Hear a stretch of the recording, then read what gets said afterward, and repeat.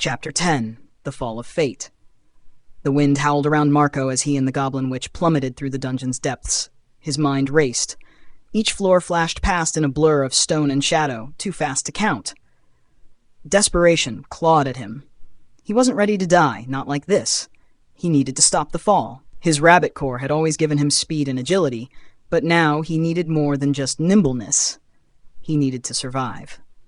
Twisting his body in midair, Marco kicked out with his legs, aiming for the dungeon walls. His powerful legs, strengthened by his 5-star wood core, made contact, sending cracks racing along the stone surface. The force slowed their descent, but they were still falling. "Are you trying to kill us faster?" the Goblin Witch shouted, her voice barely audible over the rush of air. "I'm trying to save us," Marco grunted, kicking again, harder this time. The impact reverberated through his bones, sending them spiraling, but it worked. The fall was slowing. Gritting his teeth, he braced himself and pushed off the walls once more. As they approached the 20th floor, Marco spotted an opening, a ledge, a passageway, anything to break the fall. Without hesitation, he ignited the fire element in his legs, flames licking at his feet as he propelled them toward the gap. With a final burst of speed, they shot forward, crashing through the opening and rolling across the stone floor in a painful heap. For a moment, everything was still. The air was thick with dust and the sound of their heavy breathing. Marco lay on his back, staring up at the ceiling, his body aching from the impact. Beside him, the Goblin Witch groaned, clearly as bruised and battered as he was. Just as Marco began to catch his breath, a sudden warmth surged through him. His body started to glow with a silver light. He sat up, staring at his hands as the light intensified. Then, a voice boomed throughout the dungeon, echoing from every direction. "The human Marco has become the first to defeat the Aztec dungeon master." The announcement sent a shockwave of confusion through him. Defeated the dungeon master? Marco blinked, completely bewildered, when a message window appeared before his eyes. "Congratulations! You have leveled up. Core Evolution, Silver Rabbit Core, 1 star. He stared at the screen, his mind struggling to process what was happening. "Silver Core? I was just a 5-star wood core. What? What's this about defeating a dungeon boss?" Before he could say anything else, a furious voice interrupted him. "It's me, stupid! I'm the dungeon boss!" The woman who had screamed earlier stepped out of the shadows, glaring at Marco with blazing eyes. Her dark hair was disheveled, and she looked ready to murder him on the spot. Marco stared at her, his confusion deepening. "Wait, you're the dungeon master? But—" Before he could finish, she cut him off with an exasperated sigh. "Yes, and before you ask, no, you didn't actually defeat me. Your stupid fall killed me, but not before I cast a respawn spell. It takes a while to kick in, so while my HP dropped to 0, the system counted it as a win for you." She folded her arms, glaring at him. "That's why the system announced you as the first to defeat the dungeon boss. Congratulations, I guess. But I'm not dead. Just very angry." Marco blinked, the pieces slowly coming together. "So, I didn't actually beat you?" "No," she growled, her eyes narrowing. "But because of you, the system thinks you did, and now the lower floors are unlocked, 5 years earlier than they should be." She threw her hands up in frustration. "It's barely been 6 months since this dungeon was created, and you've gone and broken the whole system." Before Marco could respond, the Goblin Witch, or rather, the Goblin Princess, stirred beside him. She groaned softly, sitting up and rubbing her head. What's going on?" Her voice was soft, disoriented. The dungeon master gestured toward the Goblin Princess, smirking. "And here's the kicker. You didn't even realize it, did you? She is the Goblin Princess, not just some random witch. Congratulations, hero." Her voice dripped with sarcasm. Marco's eyes widened as the truth sank in. "Wait, you're the Goblin Princess?" He turned to the girl he had been holding during the fall, and suddenly the entire situation became even more absurd. The Goblin Princess, now fully awake, blinked up at him with wide, innocent eyes. "Oh, you came to save me?" She gasped, her expression softening with awe. "You risked your life to save me from that terrible fall, just like Romeo and Juliet." Marco stared at her, his mouth half open, completely dumbfounded. What?" She clasped her hands together, staring at him with stars in her eyes. "Yes, It all makes sense now. You came to rescue me because our love was forbidden. We're destined to be together, aren't we? My brave, heroic savior. She leaned in closer, her voice full of dreamy adoration. Oh, my love, our bond will conquer all. Marco opened his mouth to protest, to explain that none of this was true, but the words caught in his throat. It's been a long, long time since I've had a girlfriend. The dungeon master snickered, watching the scene unfold with amusement. Oh, this is priceless. She actually believes you're her knight in shining armor. The goblin princess continued, undeterred. We'll run away together, won't we? Escape this dungeon and live a life of love and adventure.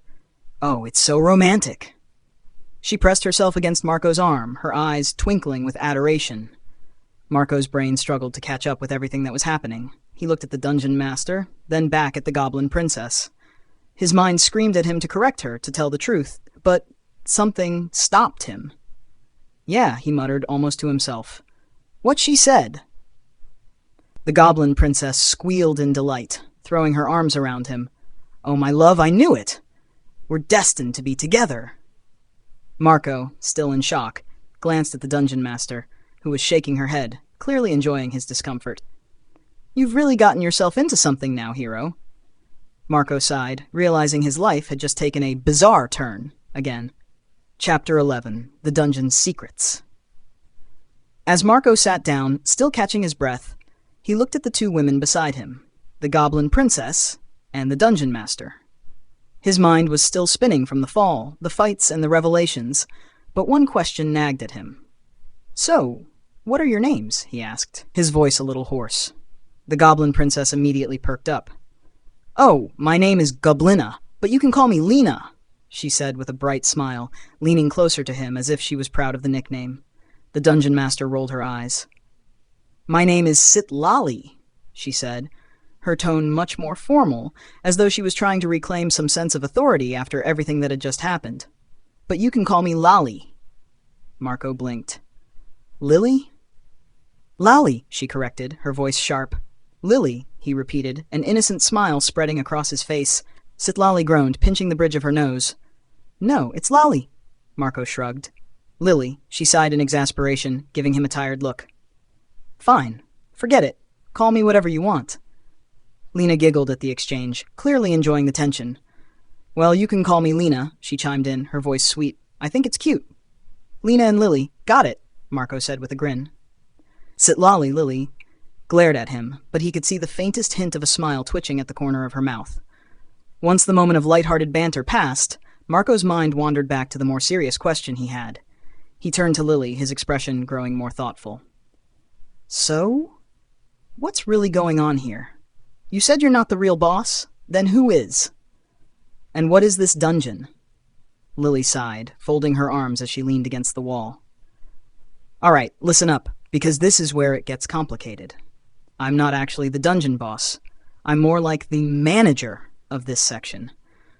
My job is to oversee the monsters from other worlds that come through here and ensure the system runs smoothly. The real boss of the dungeon? That's about 30 floors deeper. Marco's eyes widened. 30 floors?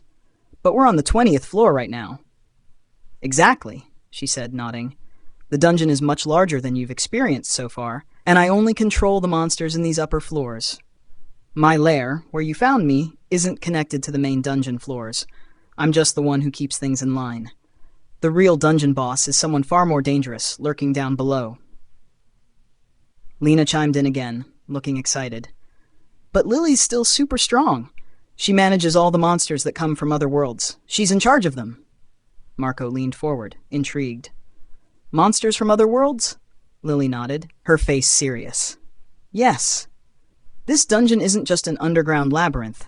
It's a portal that connects to different dimensions, bringing creatures from those worlds into this one. I oversee the monsters that enter the dungeon and make sure they follow certain rules. What kind of rules?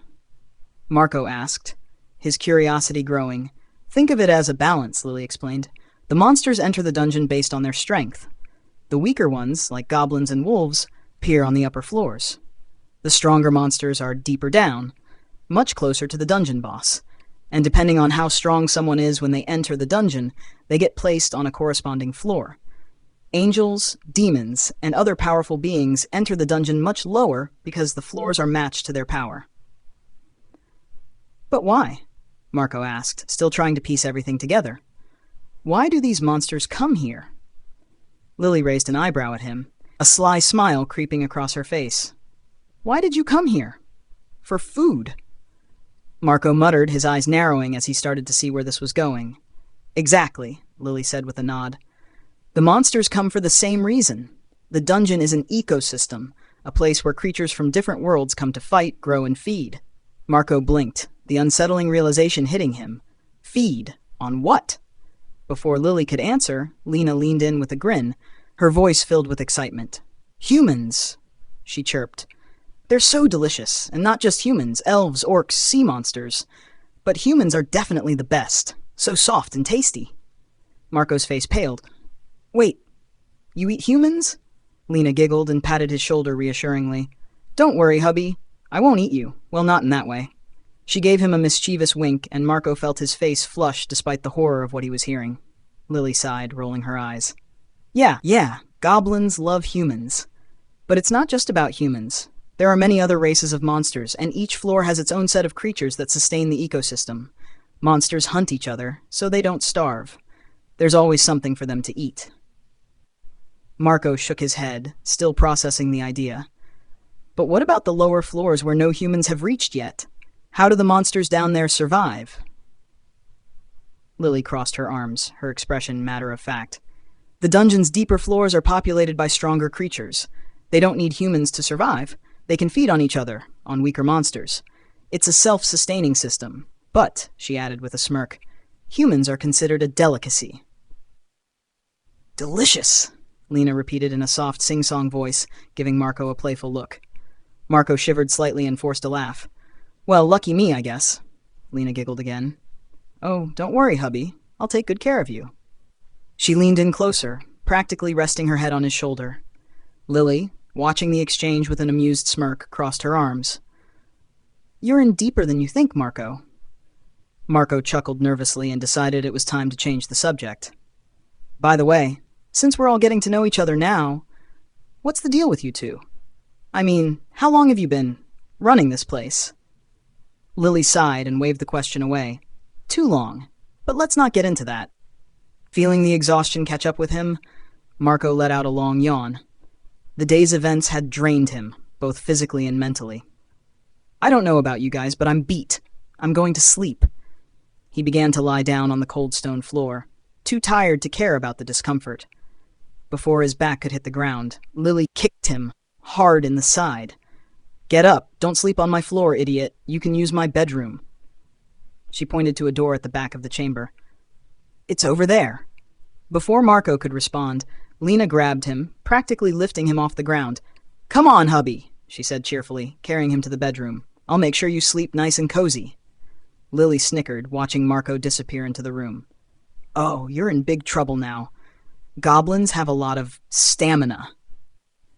The next morning, Marco stumbled out of the bedroom, looking like a shadow of his former self. His eyes were dark and sunken, and he looked as if he had lost a significant amount of weight overnight.